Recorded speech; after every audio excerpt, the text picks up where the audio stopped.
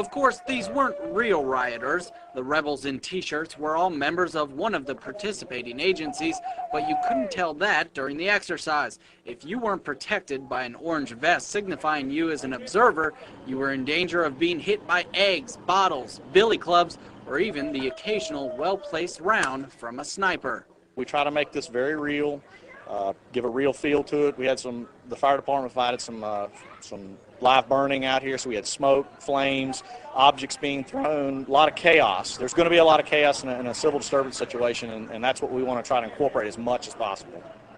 Teamwork plays a major role. Mountain Police had to coordinate with the fire department, while National Guard troops marched in formation toward the rioters. Without cooperation throughout all the agencies, the rioters would have quickly taken control. I think everybody learned a little bit. Mistakes are made, but we'd rather make those mistakes here than in a real situation. This was the fourth year the agencies have participated in this drill, and organizers say the old adage, practice makes perfect, certainly holds true in the face of disaster. And then, see, you talk about this, and mainstream writes articles about me like I'm crazy, making up troops and troop deployments when it's the Army Times, the Army War College. Hundreds of newspapers have announced it, and then I say, hey, that's tyranny, and they go, shut up, Jones doesn't exist. Infowars story on illegal Tennessee checkpoint prompts action by governor. Friday, listeners pointed out local news saying the Army was going to be out, regular Army running checkpoints, searching citizens with police. The governor got called, our listeners called.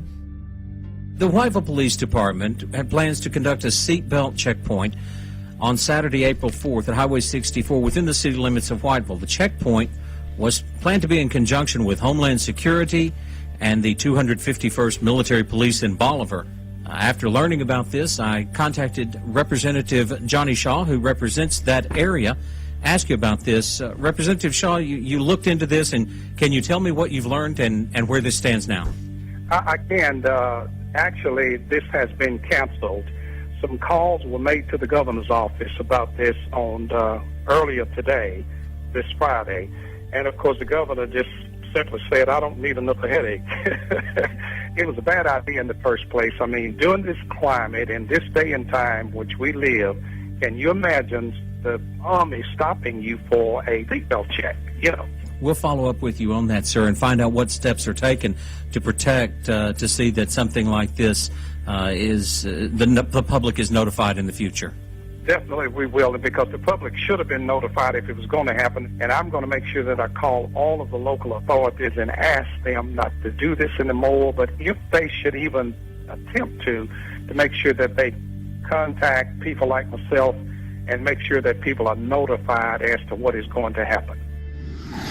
Representative John Shaw just joined us for a few minutes, representative from Tennessee, District 80. Sir, thank you for coming on with us. Sure, you're welcome. Thank you for having me, Alex. You bet. Now, we played the clip earlier of you on a local news station talking about Army checkpoints. The governor found out, thanks to you and others, and canceled it. Can you just in a nutshell tell us exactly, specifically what was going on? Yes, I can. First of all, I have got to check. Now, I don't have concrete facts, but I don't think the military has, first of all, any jurisdiction to be checking seatbelts. When you look at the fact of a military unit being out, your daughter, my wife, or someone driving through a roadblock with all of these local officials, the Army and everybody out there, I think it's just going to scare people to death. I think our local and state officials have the staff when needed to check seat belts, to do a seatbelt check without the Army getting involved. And I just don't think it's a good idea. Well, obviously, sir, I don't know if you've heard, but yes, it still violates posse comitatus. They haven't completely removed that 1878 law. We know in Mexico and communist China they have troops on the streets. This is a sign of a banana republic, of a third world police state, so that we don't want that. But the larger issue here is that they've announced Homeland Security wants to put 20,000 regular Army troops to patrol America. The Naval War College, the Army War College has said their new job will be engaging us, combat with the American people to stop an insurrection against the banks. So, A, are you aware of that? B, can you tell us specifically what units, how why the Army was going to be out running checkpoints? Well, I got this news late on Friday, and when I got the news, I immediately jumped on it to try to call some local authorities that I knew first to see what was going on. And when I made the call, I found out at that point in time that the governor had already made the decision to cancel this, in which I was very proud of that. But I am not aware of Homeland Security doing this. I did hear that they would be involved in this roadblock issue on last Friday, but I am not aware of the other part of the question that you asked. Okay, specifically, though, when you talk to the local authorities, whose idea, where did it come from that regular Army is going to be out running checkpoints? I mean, a checkpoint is unconstitutional if you don't have warrants and it's random for the police to do. Now the Army? I mean, again, sir, this is suddenly happening everywhere. This is part of a larger plan. So we as detectives are asking you, any other little tidbits you've got about who was behind this? Well, and I don't know, Alex. I can't answer that question other than the fact that it was going to take place in a little area of my district in a town called Whiteville, Tennessee, which would lead me to believe or to assume that the chief of police there was the one who orchestrated this idea. Was the state involved?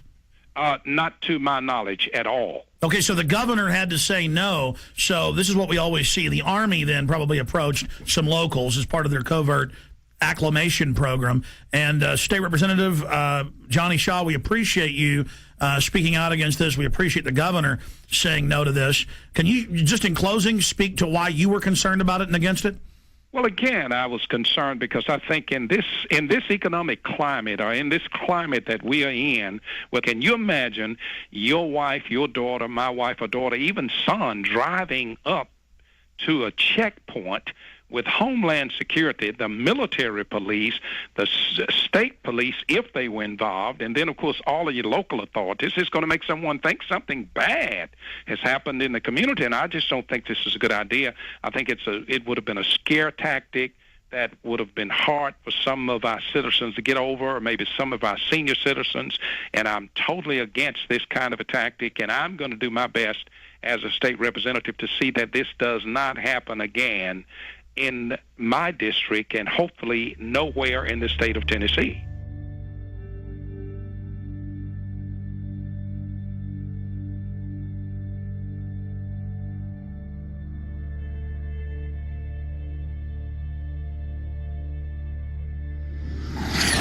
Now, this is being done to acclimate the public so they don't panic when troops take over the city hall, the county, the state.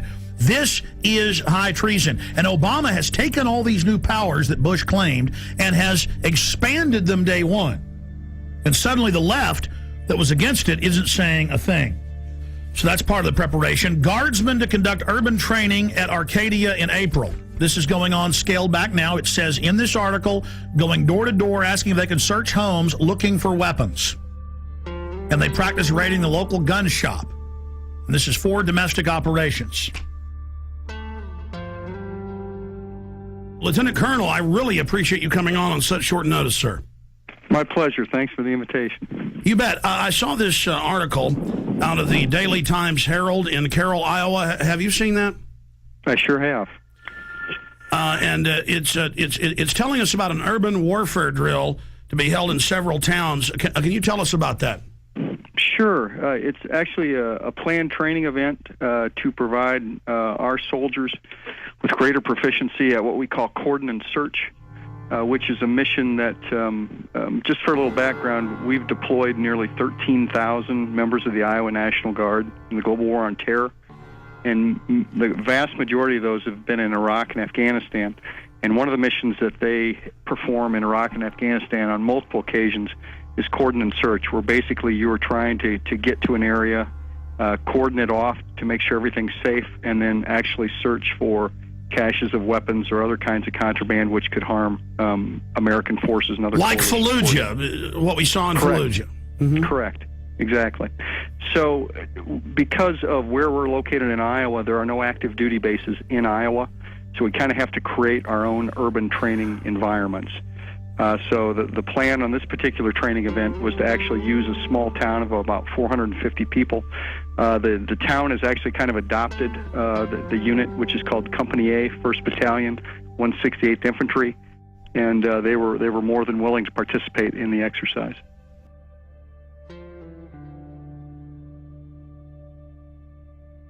I'm going to try to incorporate as much as possible.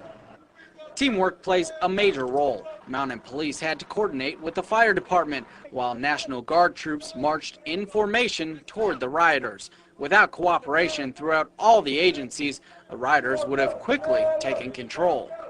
I think everybody learned a little bit. Mistakes are made, but we'd rather make those mistakes here than in a real situation. Define you as an observer, you were in danger of being hit by eggs, bottles, billy clubs, or even the occasional well-placed round from a sniper. We try to make this very real, give a real feel to it. We had the fire department provided some live burning out here, so we had smoke, flames, objects being thrown, a lot of chaos. There's going to be a lot of chaos in a civil disturbance situation, and that's what we want. Of course, these weren't real rioters. The rebels in T-shirts were all members of one of the participating agencies, but you couldn't tell that during the exercise. If you weren't protected by an orange vest signaling